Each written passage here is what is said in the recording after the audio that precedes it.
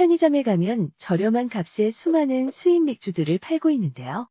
아사히, 파울라너, 블랑, 에일, 기네스, 호가든, 바이젠, 칭따오까지.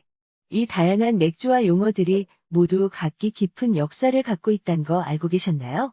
이번에는 수입 맥주들의 역사를 알아보도록 하겠습니다. 1. 밥 대신 먹었던 맥주. 최초의 맥주는 어떻게 생겼을까요? 바로 이렇게 죽처럼 생겼습니다. 보리는 밀이나 쌀보다 척박한 환경에서 잘 자라는 장점이 있었지만 딱딱해서 빵이나 죽으로 만들어 먹어야 했는데요. 사람들은 오래된 보리빵이나 죽에서 생겨난 물을 먹으면 기분이 좋다는 걸 알게 되었지요. 그것이 바로 맥주의 시작이었습니다. 인류 최초의 문명 이집트와 메소포타미아에서 맥주에 대한 신화와 기록들이 전해집니다.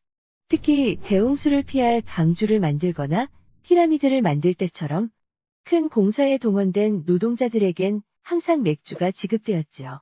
그런데 당시의 맥주는 지금처럼 단순히 기분을 좋게 하는 음료가 아니었습니다.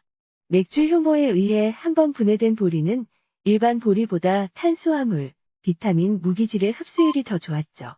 거기다 발효 부산물인 알코올의 각성 효과까지 더해져 맥주는 고된 노동을 위한 최고의 피로회복제였습니다. 2. 빵으로 만든 최초의 맥주, 크바스. 이집트와 메소포타미아의 멸망 이후 맥주는 한동안 푸대접을 받았습니다. 바로 그리스 로마 시대가 열린 것이지요. 그리스 로마인들은 향긋한 포도주에 빠져 맥주에는 별 관심이 없었습니다. 그래서 북쪽의 척박한 환경에 사는 야만족들에게 이런 건 너네나 먹으라며 맥주를 전수해 주었죠. 바로 현대 맥주종가 독일과 원시 맥주의 소박한 첫 만남이었습니다. 춥고 일조량이 적어 우울한 나날을 보내던 독일의 게르만족들에게 맥주는 기분을 좋게 해주고 몸을 따뜻하게 해주는 영혼의 음료였습니다. 천둥과 폭풍이 몰아칠 땐 토르가 맥주를 만드는 중이라 생각했고 썰물이 생길 땐 토르가 맥주를 마시려다 실수로 바닷물을 마시고 있기 때문이라고 생각했습니다. 한마디로 온통 머릿속에 맥주 생각뿐이었죠. 그리고 현재도 토르가 만들던 이 원시 맥주를 맛볼 수 있는데요. 독일 옆에 살던 슬라브족들은 당시 이 원시 맥주를 받아들여 현재까지 그대로 보존하고 있죠. 크바스라고 불리는 이 맥주는 호밀보리빵을 찢어서 그대로 발효시켰습니다. 그런데 그 맛은 현대의 맥주 맛보단 맥콜에 가까운 맛이 나죠. 3. 흑맥주의 등장, 수도원 맥주, 벨기에의 레페. 게르만족들이 맥주를 마시고 겁없이 싸워서일까요? 게르만족들에 의해 로마가 멸망하며 중세시대가 시작되었습니다. 중세시대는 흔히 암흑의 시대로 불렸지만 맥주에게는 번영의 시대였습니다. 주로 수도원에서 맥주 양조가 이루어졌는데요. 수도사들은 한 끼 식사 이외엔 흐르는 것만 먹을 수 있었기 때문에 맥주에 관심이 많았죠. 더군다나 수도사들은 지금처럼 은둔자가 아니라 여행도 많이 다니고 라틴어를 읽고 쓸 줄 아는 지식인이었습니다. 잊혀졌던 고대의 맥주 양조법을 수집하여 연구했죠. 그 결과 이들은 보리씨앗에서 갓 싹이 난 메가로 맥주를 만들기 시작했습니다. 갓 싹이 난 보리씨앗에는 맥주를 만들기 위한 당화 효소들이 최대치로 있다는 걸 알아낸 것이죠. 그리고 이 메가의 당화 효소를 유지하기 위해 씨앗을 불로 볶아야 했습니다. 그렇다 보니 자연스레 메가는 검게 탔고 이를 양조한 맥주들은 모두 흑맥주가 되었죠. 우리가 아는 황금색의 맥주가 등장하는 것은 훨씬 뒤의 일이었습니다. 수도원 맥주로 유명한 벨기에 레페 또한 1200년대부터 현재까지 이어지고 있죠. 그리고 레페처럼 상업화되지 않은 수도원 맥주들도 현대까지 유럽 곳곳에 숨어 있는데요. 맥주계 샤넬이라고 불리는 벨기에의 수도원 맥주 베스트 플레이터런 12는 한국에서 8만 원을 호가합니다. 물론 구하기조차도 어렵지만요. 4. 부드러운 밀맥주의 등장, 그리고 맥주 순수령. 전 유럽에서 맥주가 유행하자 보리에다가 밀, 귀리 등 다양한 곡식을 섞어서 양조하기 시작했는데요.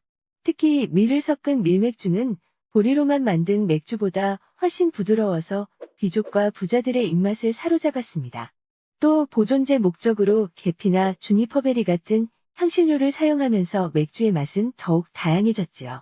당시 한자동맹 무역으로 부유했던 벨기에에선 밀과 다양한 향신료를 사용한 맥주들이 유행하였고, 그 전통은 벨지언 화이트라고 불리며 현재 벨기에의 호가든 프랑스의 블랑까지 이어지고 있죠. 이 향긋하고 부드러운 벨지언 화이트는 현대 여성들에게 가장 인기 있는 맥주 장르입니다. 현재까지도 벨기에 사람들은 독일 사람 못지않게 맥주에 대한 자부심이 강한 나라이죠. 하지만 벨기에만큼 부유하지 못했던 당시 독일에선 밀맥주 시장이 커지자 밀값이 폭등하며 빵값이 치솟았습니다. 또 맥주의 환각 효과를 내기 위해 향신료 대신 광대버섯을 섞는 등 맥주로 인해 많은 사회적인 문제가 발생했죠. 그래서 1500년대 독일에서 가장 힘이 셌던 바이에른주의 미넨에서 맥주 순수령이 발표됩니다. 보리, 홉, 물, 효모 4가지만으로 맥주를 만들어야 했죠. 현재도 독일은 이 맥주 순수령의 전통을 따릅니다만 항상 예외는 존재하는 법이었습니다. 바이에른의 귀족들은 부드럽고 고운 맛을 내는 밀맥주를 포기할 수 없었고, 일부 지역은 밀맥주를 생산하도록 허용했죠. 오히려 독일 밀맥주의 3대장으로 불리는 에딩거, 바이엔슈테판, 파울라너는 모두 바이에른에서 시작되었습니다. 참고로 독일의 밀맥주는 바이젠비어 혹은 백맥주를 뜻하는 바이스비어라고 불리는데요. 이들 앞에 헤페라는 접두사가 붙는 경우가 종종 있습니다. 이건 효모가 들어있다는 뜻인데요. 바닥에 침전된 효모 때문에 살짝 흔들어 마셔야 그 풍미가 제대로 살아납니다. 반대로 크리스탈이라는 접두사가 붙은 건 효모를 여과시켰다는 뜻이지요. 어쨌든 이 맥주 순수령으로 인해 독일 대부분의 맥주들은 보리, 홉, 물 그리고 제조 공정의 차별화만으로 승부를 보아야만 했지요. 그 결과 현대까지도 독일은 가장 맛있는 양조용 보리, 홉을 생산하며 브루잉 기술은 세계 최고입니다.